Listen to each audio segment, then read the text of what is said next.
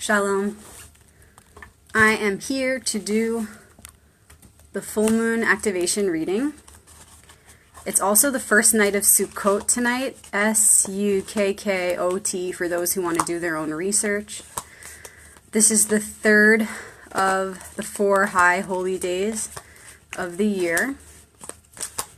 And this is the rebuilding of the temple, the building of the temporary home, so that we may remember how temporary this life is, and so that we may reevaluate what is important to us, what our beliefs are, what our intentions are, so that we can refocus in a way that is for the highest good of all, the collective, the community.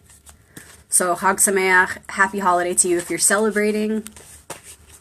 Happy temple rebuilding to each one of you as you rebuild the temple in your heart. So, the full moon reading, what is it all about? For those of you who've never seen these activation videos before, it's not really about the moon at all. I use the moon as a time measure for the 4 quarters of the monthly cycle. And so today is the full moon, and that reflects a much deeper light. It reflects the part of the cycle that tells us, okay, now we have the whole picture. We have all the details, the full picture illuminated. What have we been shown this month, and what are we ready to process over this next week? How are we going to close this cycle up over the next week as we move toward the final quarter? So it's almost like, no, the cycle's not completely done, but we've received by today all of the details that we need to complete the final part of the cycle, which is to go within and integrate everything we've learned. So while I finish shuffling up, go ahead and create a space for the message to enter. Let go of whatever thoughts you've been holding on to, whatever frequency you've been holding on to. I'm asking you to neutralize it by putting those thoughts down just for a moment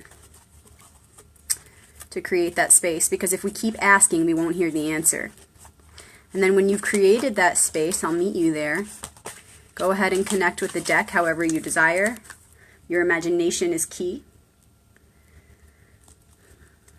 So thank you in advance, Archetypes Faces of the One, for revealing to us the information that is most important right now, for helping us to eliminate the extraneous thoughts that are not going to serve us right now, clearing the way for the picture to be shown to us in its fullest clarity, in its fullest light, in its truthful image.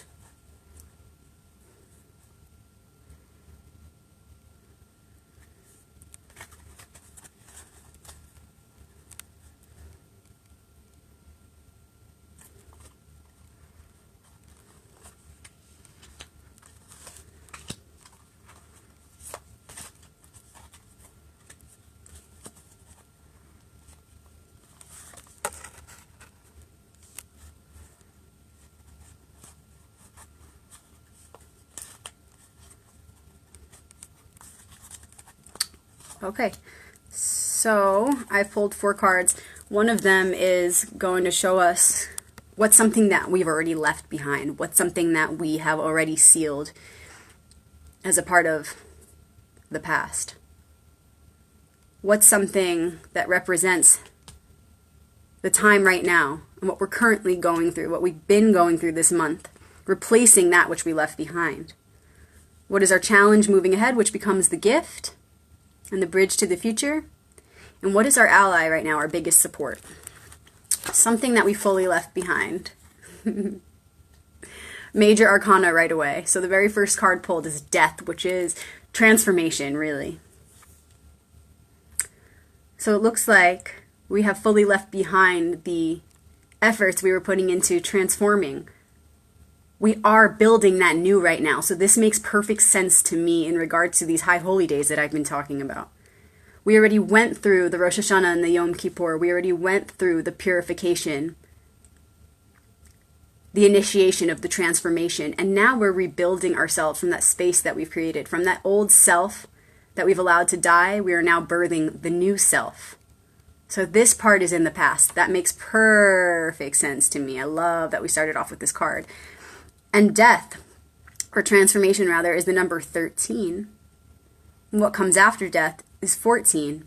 The angel of temperance, balance, transcendence to a place of remembrance of what is really eternal, which is divine order. All that's impermanent is only what we experience on this plane. But when we rise above death to that plane of temperance, to that transcended plane, then we remember why we're really here and what this is all about. And we remember what is impermanent and what truly is permanent. And all that is permanent is divine order. So we're in this transcendent place right now, right? What comes after the death is the temperance. So let's see the details of that transcendent place that we're in right now. Another major arcana card, the Hierophant. He's still showing up these past couple of cycles, a whole lot. And it makes sense that as we're rebuilding that temple within ourselves, within our hearts, that the Hierophant would show up. Because when we're building our new self, we hope to build ourselves in reflection of the divine. And that's what this card is all about. From the micro to the macro, reflection. As within, so without. As above, so below. So this is about tuning into your heart's compass, discerning the truth, really being a right leader in this world, transference of knowledge in a way that is righteous, remaining the student, but also being the teacher, knowing that they go together. So we wish to be like this spiritual leader of this temple that is within ourselves. What better role to play right now, what better archetype to embody than the Hierophant as we build this temple in our hearts? Even if you've never experienced the tarot before, look at this. Look at this. In regards to Sukkot and this high holy day, this is the first night of Sukkot. Look it up, Google it, research it if you've never heard of Sukkot before. This is such a perfect card to see right now as the card of the present. Of course, we want to be that spiritual leader that sits on the throne of the heart, that temple of the heart. Now, as we hold our vision of the Hierophant, and we remember that that is in the light of the Hierophant, that is the role that we want to embody right now the most as we rebuild this temple in our hearts, we're going to experience a challenge. And here we go. So look at the numbers. 4, 5. So it's like before we can get to the 5, the Hierophant, we're going to be, before we can fully get to that 5, because that's the project that we're doing right now, we've got to look at this, the challenge, the 4 of Pentacles. And this is all about what are we holding on too tightly to, and what are we not holding on to tightly enough? What are our values and beliefs? Are they right? Are they in place? Are they, are we giving them attention in the correct order? In priority order? And how does that translate into our material reality? What are the things that are around us on this material plane? And that also means relationships. So relationships or material possessions or whatever we've got going on in this physical reality, those things that we're giving our attention to. Is it really worth it? Is it going to support the creation of our highest self, the invocation of our highest self within the temple of our hearts? How does our material reality and our attachments here reflect alignment on that path of creating that highest self? So In regards to our material reality, what are those things that we're giving our attention to? And is it in support of us building that Hierophant within? Or is it taking us farther away from the invocation of that Hierophant within? So are our relationships supporting us tuning into our hearts? Or are they taking away our power? Are they reflecting the darker side of the Hierophant? Are our relationships supporting our sovereignty? And are our relationships giving us an opportunity to support the sovereignty of the other? And do those things that we own on this material plane, those things that we own, that we're interacting with, that we're using, that we're nurturing, that we're feeding, are those things going to support our highest path? So we could look at anything that we're attached to right now and ask, is this bringing me closer to my heart and to the truth and to the expression of my authenticity? Or what is it that I'm holding on too tightly to that's not supporting me being this high Hierophant at all? So really examine, and this came up in the last reading too, so if you missed it, check it out. It's on the YouTube channel. It's also on my Facebook wall. It was the first quarter reading last week. So here it is again, showing up to give us our final chance to really examine how are we or are we not using our material reality as a ritual to support where we're at right now, which is this, cultivating the Hierophant to sit on the throne in the temple of the heart. Have we done enough of this work, this clearing work? Have we really gotten our material reality set up in a way that promotes a righteous ritual to bring us closer to that Hierophant of the heart? Time to get it straight. Time to get it straight and to understand that this material plane, we're here to very much work with it, to be close with it, to intimately experience this life through the senses. It's not about completely detaching and transcending in the mind, yes. But it's about being here now, not rejecting this material plane, but understanding how we may use it in service of the one. Having healthy attachments from a spiritually or mentally detached perspective. How can we fully immerse ourselves in this reality? Maintaining awareness of the impermanence of all things, knowing that whatever we give our energy to on this material plane, if it's for the one, then that work can never be lost. It goes with us beyond this lifetime, beyond this body. So how can we use our material attachments to feed that one, to feed the heart in a way that is sustainable throughout lifetimes? Not feeding our energies to those things that are impermanent and will just fade away, but giving ourselves and our hearts to those things that ultimately will produce more spiritual energy, more love.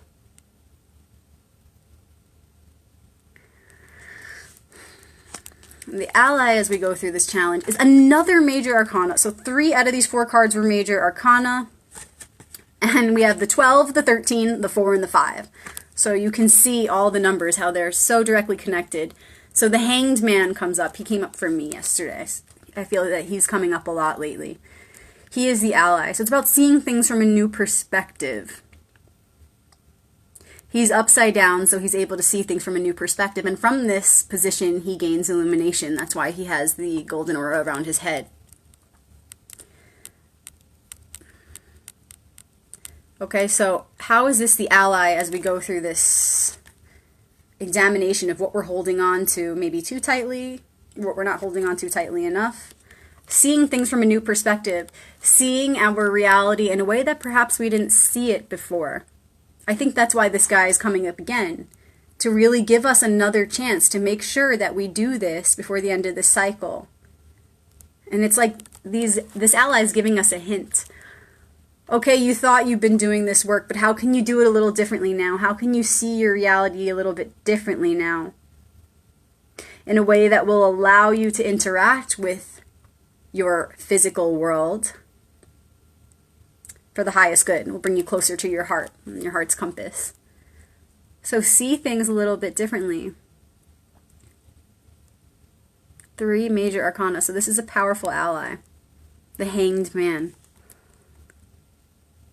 Maybe there's a way that we were looking at those things we were participating in this physical world. We were looking at those things as maybe harmless. Oh, it's okay. I don't have to let these things go because they feel good. They feel right. But is it really bringing you closer to your truth and your heart's compass? Is it really feeding your ability to be able to cut through to the truth? Maybe we were lying to ourselves, denying certain experiences that we're needing to have, or denying the negativity within those experiences we've been choosing to participate in. Regardless, it's time to really honestly examine our material reality. Really examine it with an open mind and see how are the things we are doing promoting the cultivation of this inner Hierophant, and how are they not?